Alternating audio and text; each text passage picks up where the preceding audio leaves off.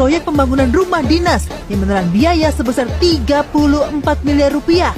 Kontras sekali dengan rumah rakyat jelata yang ada di sana. Kalau jadi pejabat di Indonesia ini enak dan paling enak di seluruh dunia. Ya, kenapa demikian? Karena kalau lu jadi pejabat di Indonesia, lu akan merasakan serpihan angin surga gitu. Kalau kita hitung dari level eselon 1 ya, menteri, pimpinan lembaga, eksekutif, legislatif, dan itu bisa mendapatkan penghasilan hingga ratusan juta tiap bulan, termasuk tunjangan transportasi, komunikasi, reses, operasional, honor tim, penghasilan sebagai komisaris, dan penghasilan legal lainnya. Dan mereka juga memperoleh fasilitas rumah dinas, beban isinya pun ditanggung oleh negara. Dan rumah dinasnya nggak cuma satu, bos. Bisa jadi seorang pejabat itu mendapatkan lebih dari satu rumah dinas. Bisa 3 rumah dinas, bahkan 5 rumah dinas. Dan ada pejabat yang seperti itu. Dan gue siap bertanggung jawab atas statement yang gue keluarkan ini. Ada lebih dari 1 pejabat di Indonesia yang memiliki lebih dari 1 rumah dinas.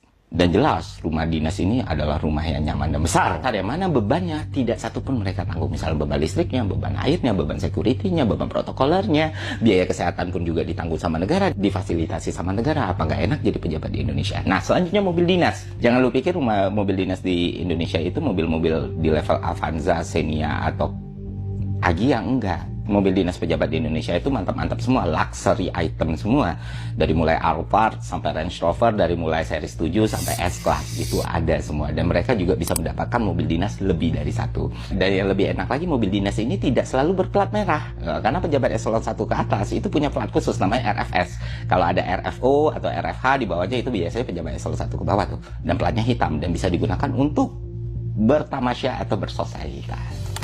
Menarik kan? Dan berdasarkan riset dan temuan gue ketika gue mencari data di LPSC-nya SASNEC, gue menemukan angka yang fantastis Bapak Ibu semua. Untuk sewa mobil dinas bagi para pejabat publik di Republik Indonesia ini, SASNEC harus mengeluarkan biaya hampir 20 M, tepatnya sekitar 19,2 atau 19,3 M dalam penyewaan mobil dinas. Penyewaan mobil dinas. Dan semua kemewahan ini bisa mereka nikmati tanpa harus mereka tanggung pajaknya berapa. Selamat datang di Indonesia, negeri para pejabat.